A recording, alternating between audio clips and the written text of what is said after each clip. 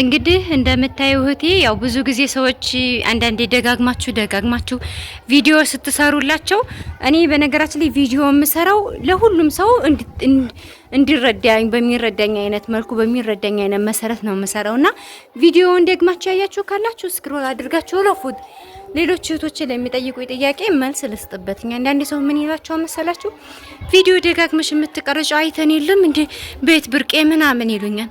አዎ ብርቄ ነው።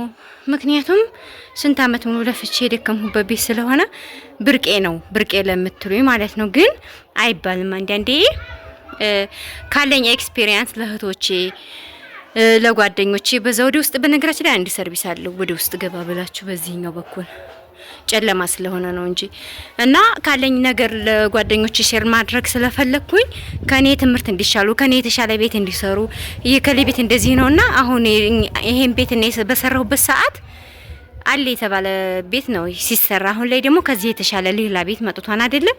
ስለዚህ ለነሱ ደግሞ ሼር ለማድረግ ነው ቪዲዮ የሚሰራውና እህቶች አሁን አንዳንድ ሰው ያላዩ ቪዲዮ አዲስ የመጣ ቪዲዮውን ወደታይ ወርዶ ማየት ያቃታቸው እንዴት ነው ይሄን ቤት የሰራሽው እስኪ ያሳይነ በደንብ አርገሽ ያሳይ ምናምን ስለሚሉ ለነሱ ደግሞ ይሁናችሁ ይሄ ቪዲዮ ያያችሁት ስክሮል አድርጋችሁ ለፉት ሌላ ክፉ ነገር ምን አነጋገረን እኔና እናንተን በሚለው ነው።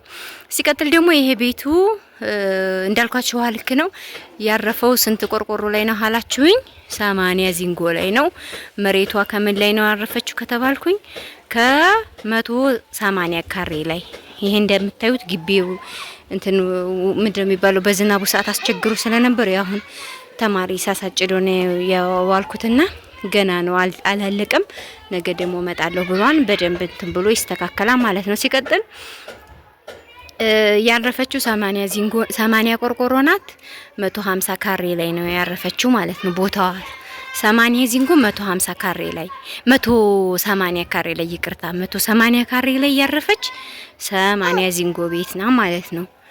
ይቺኛይቱ ኪችን ቤቴ ደግሞ እንትን ያለችው 6 ቆርቆሮ ናትኝ። ያው ገና አላስመረኳትም አስመርጋታለሁኝ። ተከራይ ሲመጣ ኪችን አላችሁ ወይ ምጣድ ቤት ምናምን ስለሚሏችሁ ማር ቤት ግዴታ ስለሚያስፈልግ ለዛ ነው እቺኝ የሰራዋት እንጂ የኔ ማር ቤት እቺኛዋ ናትኝ።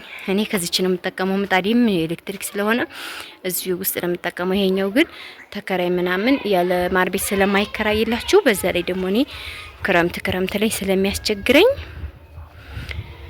ለሁላችንም ይሆናል ተብሎ ነው እንግዲህ የተሰራው። ሲቀጥል እህቴ ይሄ ያረፈው 180 ካሬ ላይ ነው። እንደምታዩት ይሄ ዋልኩ በጣም ትልቅ ነው። ወዲ ላይ ሲያወጣጡ በጣም ያስፈራን።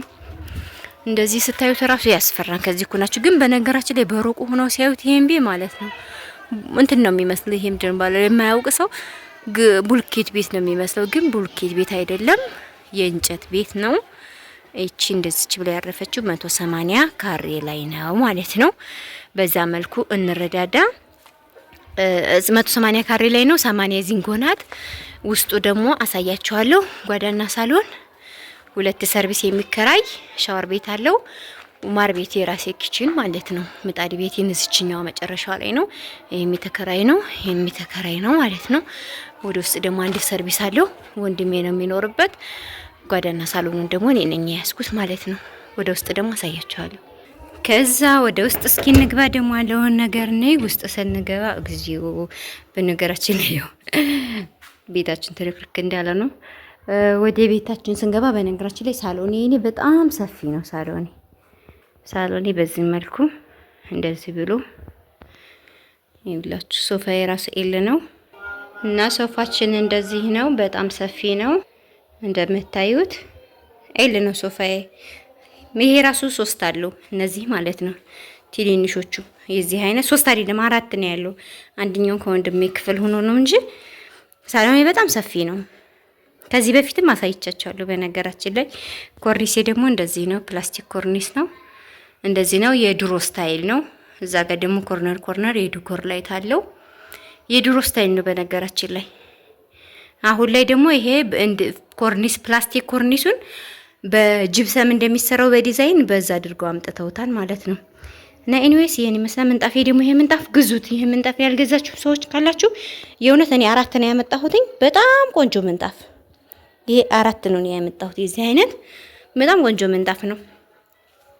ስፈልጉ በእጃችሁ ታጥቡታላችሁ፣ ስፈልጉ አራግፋችሁ መጠቀም ትችላላችሁ። ስፈልጉ ላውን በፎጣ ትወለውሉታላችሁ። እንደፈለጋችሁ አርጋችሁ የምትጠቀሙት አይነት ነው። ስለዚህ ይሄንን ግዙ። ይሄን ይመስላል ሳሎኔ። ሶፋያ ኤል ነው። በጊዜው እንግዲህ ያሰራሁትኝ 75,000 ብር ነው። 75 ነው 85 መሰለኝ ሺህ ብር ነው። አሁን ላይ እቺ ደግሞ የማማ የልጅ ቤት አይደል፣ የማማ መቀመጫ ነው። በነገራችን ላይ ይሄ ወተት ማለት ነው ልንገራችሁ፣ ይሄ ወተት እንደ ኢትዮጵያ ኑሮ ልነግራችሁ ፈልጌ ነው። ካየሁት አንፃር ስገዛው መጀመሪያ ላይ 500 ነበረ። አሁን 1650 ገብቷል።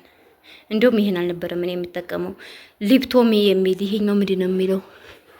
ይሄኛው ቤቢ ላክ ነው። ሊፕቶሚ የሚል አለ። ቤቢ ላክ ለልጆች ሽንት ነው የሚላቸው። ይሄንን የኔ ልጅ ብዙ ጊዜ ስትጠቀም ሽንት ነው የሚላ። ቤቢ ላክ የሚል አለ። ያን ስትጠቀም ግን ሽንት አይላትም።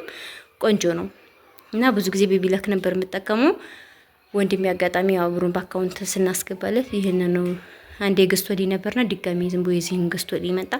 አላለቀም። ስገዛ 2-3 ስለምገዛ ለሳምንት ለወር ምናምን። አሁን ግን አስተቻታለሁ ወጪን ስላልቻልኩትኝ። አሁን ወደ ላሞታት ስላስገባኋት ያስተቻታል እና አይዘለቅም። 4 ከዛ 650 ገብቷል። አሁን እኔ ደግሞ ወተት ስለሌለው የግዴታ ህፃኗ ይሄን ነበር የምትጠቀመው ማለት ነው። ያው ታውቁታላችሁ የአረብ ልጆች ያሳደግንበት ስለሆነ እኛ ሀገር ላይ ዋጋውን ልንገራችሁ ብዬ ነው። ሲቀጥል ወደዚህ ስንሄድ ያው እዚህ ጋር መኝታ ክፍላችን ወደዚህ ነው። በቃ ይሄኛው ሳሎን ነው። እዛው ወደዚህ ስትገቡ መኝታ ክፍል ነው። ቀጥሎ ደግሞ ሻወር ቤት በዛው ገባ ብላችሁ ሻወር ቤት አለ። አያቻት ማማ 6ኛ ወራ የኔ ፍቅር ማምብቲ 6ኛ ወራ ያቻት። በቃ ይሄንን ይመስላል። ምን አለ መሰላችሁ ወሳኝ ነገር ያው ቦይለር ብታመጡ ጥሩ ነው። ቆንጆ ነው። ሜድ ኢን ኢጣሊያን የሚሉ ቦይለሮች አሉ፣ ግን እኔ ሜድ ኢን ቻይና ነው የሚለው እውነት ለመናገር። ካውያዬ 2 ካውያ ነው ያመጣሁት። ደረቅ ካውያና በውሃ የሚተኩስ ግን ቆንጆ ነው። ብዙ ጊዜ ነው የሚጠቀመው ይሄን ስለሆነ ያኛው እንዲያቃጥልብኝ ብዬ በቃ ይሄንን ረከቦት የገዛሁትኝ 2300 ብር ነው። አሁን ላይ 2900 ብር ብሎኛል። በቀደም ጉባላፍቶ እጅ ሳለ ጠይቄው ኦርቢት ፍሪጅ አሁን ሺ ነው የሚባለው 47000 ነበርኛ የገዛ 46500 ነበር የገዛ ነውኛ። አሁን 70 ምናምን ገብቷል። 75000 እንደዛ ወንድሜ ሊገዛ ሄዶ በቀደም 75000 ብር ብለዋል ብሎ መጥቷል እላችኋለሁ። እና ቪዲዮ ይሄን ይመስላል ባጭሩ። ሌላ ምንም አታታኮታ አያስፈልግም። አሳይ ይላሉ ልጆች ነው ያሳየው። ተወዳችኋለሁ። ባይ ባይ